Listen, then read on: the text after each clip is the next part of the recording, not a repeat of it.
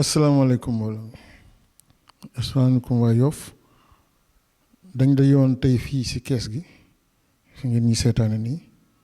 pour sensibiliser nit ñi membres yi parce que dañu war a dem assemblée générale le 7 samedi bii ñëw le 7 mai à 15 heures si fi ñu ko daan defee fi ñu ko defee daaw ak daaw jeeg si pencam Yoff ñu insister rek pour membres yëpp yu MEGSI mën a fekkee assemblée générale bi ndax seen bés la te dafa am importance bu rëy si doxalinu kees gi ndax kees gi bu ñu fàtte ne membres yi ñoo ko moom kenn moom ko dul membres yi que donc ñu ñëw feesal foofu da siy am solo ñu ñaan bu bés boobaa ñëpp mën a participer ci débat yi ñëpp mën a participer ci doxalin yi mu nga xam ne satisfaction din ci am ndax loolu la ñuy seet ñu def assemblée générale bu mu ci ayib membre yëpp gis seen bopp asalaamaaleykum wa rahmatullahi taala wa barakaatuhu. ñoo ngi nuyu waa Yoff ñëpp ak di leen yégal assemblée générale donc bi ñuy amal samedi le 7 mai 2022 à partir de 15h ci place Pencum Yoff donc di woo jeunes yëpp ñu ñëw participer massivement donc bokk ci instance de décision yi parce que daanaka kuréel yu bari léegi di koy doxal mooy que jeunes yi approprié wu donc yenn instance de décision yi donc muy doon moment bu important di ci dundu institution bi donc muy nekk organe bi nga xamante ne décision d'envergure yëpp moom moo ko mën a jël ni ñuy doxale ni ñuy tërale ñi ñuy falak ni ñuy folli donc lépp ci assemblée bi lay soxee ko donc ñoo ngi woo ñëpp ñu ñëw participer ci assemblée bi donc yëg ne institution bi seen institution la donc jox ñu seeni préoccupation ñun aussi ñu présenter leen li ñu liggéey ci année bi donc ñu orienté ñu ci mën a appliquer directive yi donc ñoo ngi woo ñëpp wasalaamaaleykum. bismillaahi rahmaani rahim ñoo ngi nuyu ñëpp donc comme ni ko PCA waxee ñuy woo ñëpp ci assemblée générale bi nga xamante ni at bu jot MEGSI nga xamante ni mooy seen mutuelle ngeen moom ko ñoo koy organiser fële ci Pencum Yoff samedi incha allah ginnaaw suba bu 15 heures jotee donc ñuy ñaan ñëpp ñu teew fa parce que assemblée bi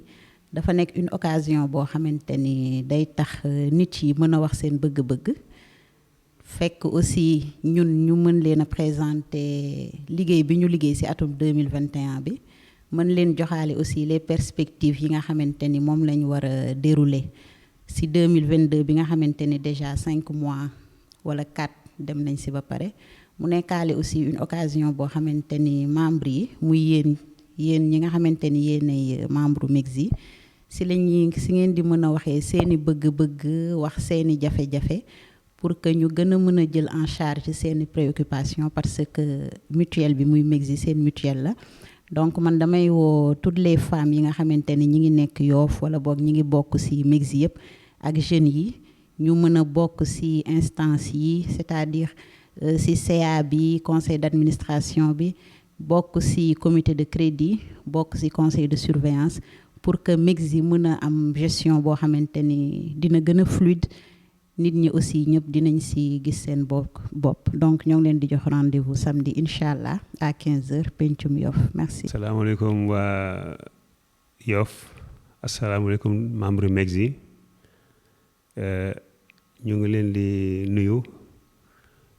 di leen invité ci assemblée générale bi nga xam ne moom la waa MEGSI war a organiser le samedi 7 mai 2022 ci place Pencum Yoff assemblée générale bi comme ñu mu jiitu ni ñu ko waxee dafa am solo lool ci doxalinu MEGSI assemblée générale bi dinañ ci waxtaan def rapport du conseil d'administration dinañ leen defal rapport financier li nga xamante ne moom lañ liggéey ci année 2021 lépp nan la toll ci xayma ci xaalis dinañ def rapport comité crédit bi dina ñëw ci li nga xam ne moom lañ leble ci at mi ak ñaata la ñan lañ ko lebal ay góor la wala ay jigéen la yooyu yëpp dina ci ñëw rapport du conseil de surveillance dinañ si ñëw maanaam organe bi nga xamante ne bi moom mooy contrôler doxalinu kees gi. dinañ waxtaan aussi beneen rapport boo xamante ne bi mooy rapport bu commissaire aux comptes mu nekk un cabinet boo xamante ne bi cabinet externe la mu ñëw di saytu li nga xam ne moom la MEGSI liggéey kooku dina wax ndax li nga xam ne moom moo nekk si état financier yi ñu def ndax noonu wala du noonu. dina am ay débat aussi ñu déglu ñi nga xam ne ñoo teew si assemblée générale bi ñoo seen xalaat bëgg nañoo dégg li nga xamante ne lii mooy li leen neex lépp si MEGSI ak li leen naxari si doxalin wi ñu mën kaa jooyante. donc loolu bu amee aussi bëgg nañu assemblée bi valider rapport yi nga xam ne moom lañ leen présenté buñ jógee si loolu dinañu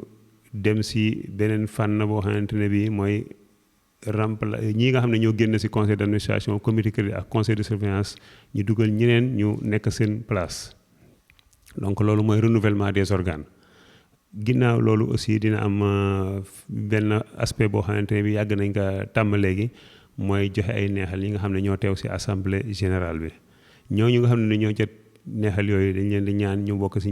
ñu teel a ñëw si assemblée générale bi waxuñu ñu toog ba fin ba ñu soor a ñëw dañ bëgg ñu teel a ñëw si assemblée générale bi mën a participer comme ni ñu ko bëggee mën a signer feuille de présence parce que feuille de présence aussi képp koo xam ne kii ñëw nga si assemblée bi signé woo ko dañuy considérer ne yow da nga absent.